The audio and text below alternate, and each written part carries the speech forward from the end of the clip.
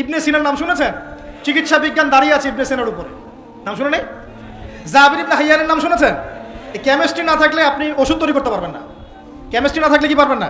Medicine তৈরি করতে পারবেন না। এটা দাঁড়িয়ে আছে কেমিস্ট্রি জাবির ইবনে হাইয়ানের উপরে, যাকে ইউরোপে বলে গ্যাবর ইবনে হাইয়ান। এরকম নাম প্রচুর আছে। আপনি এই যে ম্যাথামেটিক্সের কথা বলেন, জ্যোতির্বিদ্যার কথা বলেন, তারপরে প্রাণীবিদ্যার কথা বলেন, এই রক্ত সংবহন যন্ত্রের কথা বলেন, এক একটা সাবজেক্ট ধরে ধরে দেখেন, সবগুলার গোড়ার মধ্যে আমাদের মুসলিম মনীষীদের অবদান আছে। এমনকি এই যে পুরো বিশ্বের যে দর্শনগুলো চলছে, যত দর্শন, ফিলোসফিক্যাল থটস, আমরা ফিলোসফি পড়েছি, এই ফিলোসফিগুলোর গোড়ায় গিয়ে আপনি দেখবেন সব মুসলিম দার্শনিকদের নাম লেখা আছে। আমরা ইমাম গাজালির নাম জানি না, ইবনে রুশদের নাম জানি না, হ্যাঁ, আমরা অনেক কিছুই জানি না। আসলে আমরা শেকড় ভুলে গেছি এখন। বিশ্বাস করেন, আমরা এই যে প্রযুক্তি, মোবাইল ফোন, টিকটক, মেয়েদের পিছনে ঘুরতে ঘুরতে, অ্যাফেয়ার, বাইক চালানো, আমরা আমাদের জীবনের লক্ষ্যই ভুলে গেছি। আল্লাহ পাক আমাদের যুব সমাজকে তাদের জীবনের লক্ষ্য বোঝার তৌফিক দান করুন। ভাই, আল্লাহ পাক আপনাকে এমনি এমনি সৃষ্টি করেন নাই, আমাকে এমনি এমনি সৃষ্টি করেন নাই। আল্লাহ পাক চান আমাদের কাছে আমরা যেন তার দ্বীনের জ্ঞান অর্জন করি এবং এই জ্ঞান অনুযায়ী আমল করি। এই আমলটা সমাজে ছড়িয়ে দেই, ইসলামের দাওয়াতের মেহনত ছড়িয়ে দেই, যাতে একটা সময় হলেও যেন আল্লাহর জমিন, আল্লাহ দিন কায়েম হয়। এটা আল্লাহ পাক চান আমাদের কাছে।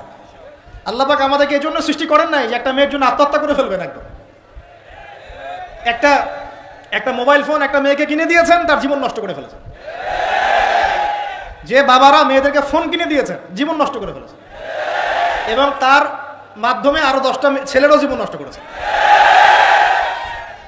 আর সত্যি কথা বলছি, এখন আমরা তো ঢাকা শহরে থাকি, মানে এখানে ছেলেদের চেয়ে মেয়েরা বেশি পথ। হ্যাঁ, খুব ভালো লাগে ওদের। কি ভালো লাগে? একটা ছেলের সাথে বাইকে করে ঘুরবে, টাকা খসাবে, এখানে ওখানে ডেট করবে আস্তে আস্তে, এগুলোতে খুব মজা পায়। এগুলোর জন্য কি তাকে সৃষ্টি করা হয়েছে? আপনি বলেন, এই মেয়েদেরকে আপনি যখন ঘরে নিয়ে আসবেন, আমি নারী বিদ্বেষী কথা বলছি না, নারীদেরকে আমরা অনেক অনেক সম্মান করি, অনেক শ্রদ্ধা করি। আমাকে জন্ম দিয়েছেন একজন নারী, আমাকে দিনের পথে চলতে আত্মবিশ্বাস যোগায় পিছন থেকে, ঘরের নারী যোগায় কিনা?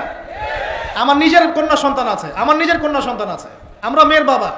কিন্তু এখন যে টিকটক জেনারেশন মেয়েদেরকে আপনি তৈরি করছেন, ফোন হাতে তুলে দিয়ে ডেটিং করছে, বাইকের পিছনে ছেলের সাথে ঘুরছে, এখানে ওখানে ফ্রি ওপেন সেক্স করছে, কোনোদিন ধর্ষণের শিকার হচ্ছে, এই মেয়েদেরকে ঘরে নিয়ে আসার পরে এদের গর্ভ থেকে কি আপনি ইসমাইলের মতো সন্তান পাবেন?